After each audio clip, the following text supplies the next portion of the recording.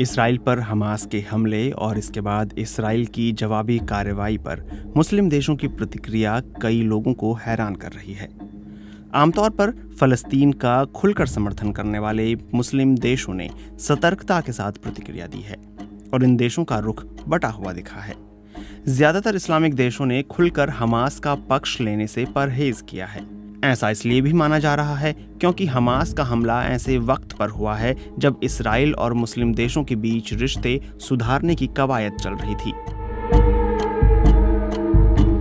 Islamic देशों के सबसे बड़े संगठन ऑर्गेनाइजेशन ऑफ इस्लामिक कोऑपरेशन यानी OIC ने भी सतर्कता के साथ प्रतिक्रिया दी है।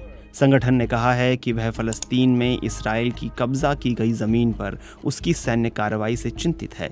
इसने सैकड़ों लोगों को शहीद किया है और बड़ी तादाद में फ़लस्तीनी लोगों को घायल किया है। OIC के एक अहम सदस्य संयुक्त अरब अमीरात यानी UAE ने इस हिंसा के लिए फ़लस्तीनी चरमपंथी संगठन हमास को जिम्मेदार ठहराया है। UAE के विदेश मंत्रालय ने कहा है कि इस्राएली शहरों और गजा पट्टी के नज़दीकी गांवों पर हमास के हमले से संघर्ष ने भीषण रूप ले लिया है। हमास ने आबादी वाले इलाकों पर हजारों रॉकेट दागे हैं। वहीं सऊदी अरब ने कहा है कि वो इस्राएली सेना और अलग अलग फ़लस्तीनी गुटों के बीच संघर्ष पर नज़दीकी निगाह बनाए हुए है। सऊदी अरब के विदेश मंत्रालय ने कहा है कि सऊदी अरब दोनों पक्षों से हिंसा छोड़ने की अपील करता है। इसके साथ ही वो दोनों ओर के नागरिकों की सुरक्षा बहाल करने और संयम बरतने की अपील करता है। गजा पट्टी में हालात जिस कदर विस्फोटक हो गए हैं वो इसराइल के लगातार कब्जे और फ़लस्तीनी लोगों को उनके कानूनी हक से वंचित करने का नतीजा है। सबसे ज्यादा चौंकाने वाला रुख तुर्की का रहा है। आमतौर पर इसराइल पर हमलावर तेवर अपनाने वाले तुर्की ने बड़ी ही सधी हुई प्रतिक्रिया दी है। तुर्की के विदेश मंत्रालय ने कहा है कि हिंसा बढ़ने का किसी भी पक्ष को फायदा नहीं होगा। तुर्की हालात काबू करने में सहयोग देने के लिए हमेशा तैयार है। इस दुखद घटनाक्रम ने साबित कर दिया है कि इसराइल और फ़लस्तीन दो राष्ट्र हैं। इस घटना ने इस नज़रिए की अहमियत एक बार फिर साबित कर दी है। हम दोनों पक्षों से अपील करते हैं वो हिंसा का रास्ता छोड़ एक स्थायी समाधान की दिशा में काम करें।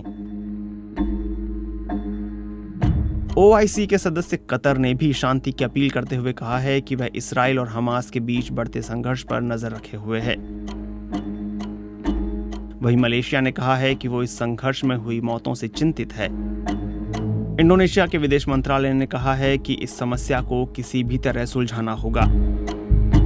वहीं इस मामले पर पाकिस्तान का रुख रातों रात बदलता दिखा। पहले उसने इसराइल पर हमास के हमले का विरोध नहीं किया था। हालांकि उसने जवाबी हमला करने वाली इस्राएली सेना की भी निंदा नहीं की थी। लेकिन अब पाकिस्तान के विदेश मंत्रालय ने फ़लस्तीन का साफ तौर पर समर्थन किया है। पाकिस्तान के विदेश मंत्रालय ने कहा है कि पाकिस्तान फ़लस्तीन के समर्थन में खड़ा है और इसराइल की कब्जा करने वाली सेना की हिंसा और अत्याचार को खत्म करने की अपील करता है। बांग्लादेश और मालदीव ने भी कहा है कि फ़लस्तीन को उसका हक मिलना चाहिए। वहीं इसराइल पर हमास के हमले का ईरान ने समर्थन किया है।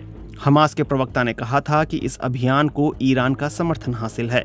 वहीं ईरान के विदेश मंत्रालय ने भी कहा है कि हमास के ऑपरेशन अल अक्सा फ्लड रेजिस्टेंस ग्रुप और सताए हुए फ़लस्तीनियों की प्रतिक्रिया है। यह फ़लस्तीनियों के हक के समर्थन में की गई कार्रवाई है।